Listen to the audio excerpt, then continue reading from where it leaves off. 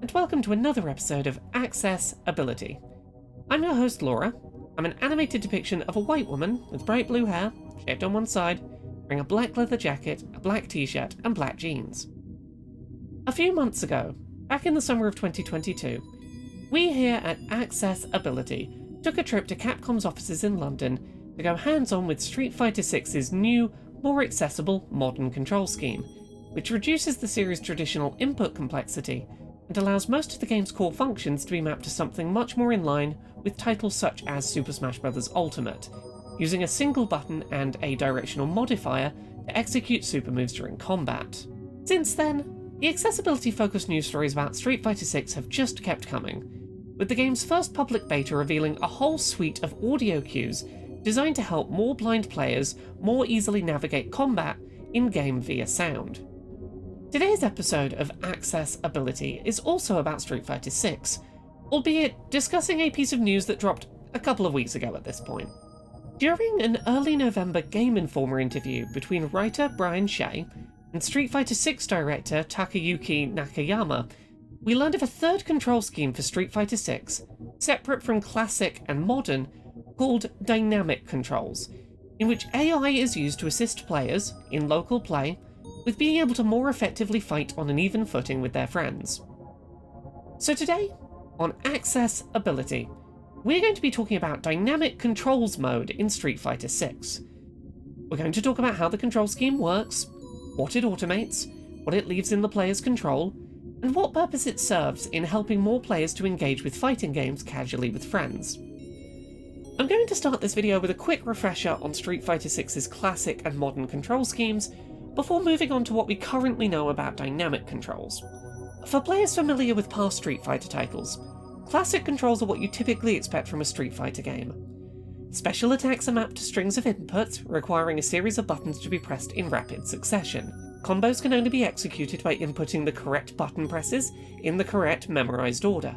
If you can't memorize an input string, or execute it reliably, special attacks and combos are not available to you during play. If you'd like more information on modern mode, you can check out the description for a link to our in-depth video on the topic, but the basic summary is that, when playing in modern mode, players are not expected to memorize or execute input strings for special attacks and combos, instead using a control scheme much more in line with games such as Super Smash Bros. Ultimate. At its core, modern control mode allows players to use a dedicated special attack button and directional inputs to select specials without using input strings. The mode also allows for a held button to switch the player into delivering pre-designed combos, which will only execute if the hits at the start of the combo make contact with the opponent. When I played a demo of the game's modern mode back in the summer of 2022, the mode had some small limitations, with not every single special move being available to players without memorizing classic combo strings, but it made the vast majority of each character's move pool a lot more accessible for players with motor control or memory disabilities. Additionally, modern mode doesn't disable input strings, so players using modern mode are not prevented from learning the inputs required for the handful of moves that aren't mapped to the new simplified game layout. With all of that out of the way, let's talk a little bit about dynamic controls and what they seem to be offering as an option for disabled players. While modern control mode is balanced in its design to be able to be used in online, ranked, and competitive settings, alongside players using classic mode, dynamic controls is an offline, local multiplayer only option, likely due to the degree of assistance provided to the player. While details from the Game Informer interview are scarce, the mode uses AI tech to dynamically select moves for the player based on factors like their distance from the opponent.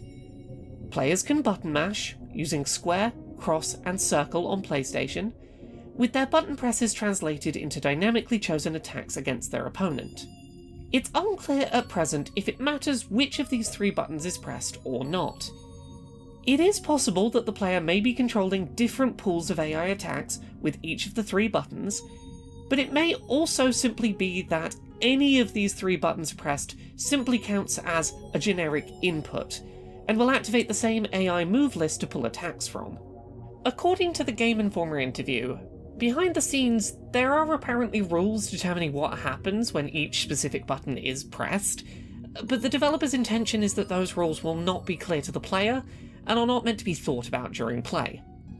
The different buttons will in some way change what happens in-game, but whether that means factors like attack strength, prioritized move types, or something else entirely is unclear. It certainly doesn't sound like it's going to be a clear divide, such as one button being heavy attacks, one medium, and one light attacks, for example. While button mashing is a convenient shorthand way to describe this control scheme, I want to be clear that there is room for user input and decision-making within this gameplay mode. It's not simply mashing buttons to power an AI fighter who the player cannot meaningfully take on a role in controlling. AI attacks will presumably not trigger if the player is not pressing any of the attack buttons, giving room for strategic timing of when to launch an attack without being punished. Additionally, the player can move their character manually using the D-pad, with their distance from the opponent impacting the AI's choice of moves. If you want to specifically launch a projectile, the player might back away from their opponent, outside of their melee hit range, in order to trigger that. Lastly, players in dynamic control mode can manually execute parries to create openings for attacks. While this control scheme obviously has a lot of potential use cases and different groups for whom it may be useful, I want to focus in this video on the benefits provided for disabled gamers by offering these kinds of options to players. I understand the reasons for not allowing AI character assistance in top-end competitive play or in online ranked matches, but I am glad that this exists, even if only for local combat.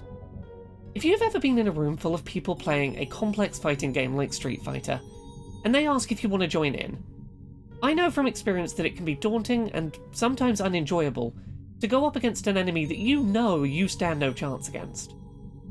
I've talked on this show in the past about my issues with fine motor control and short-term and long-term memory, and up against experienced Street Fighter players, even in a fun casual setting, it's sometimes unenjoyable to struggle to tap out input strings that you can only half remember and that your hands can't quite execute even when you can remember them, while getting your ass handed to you.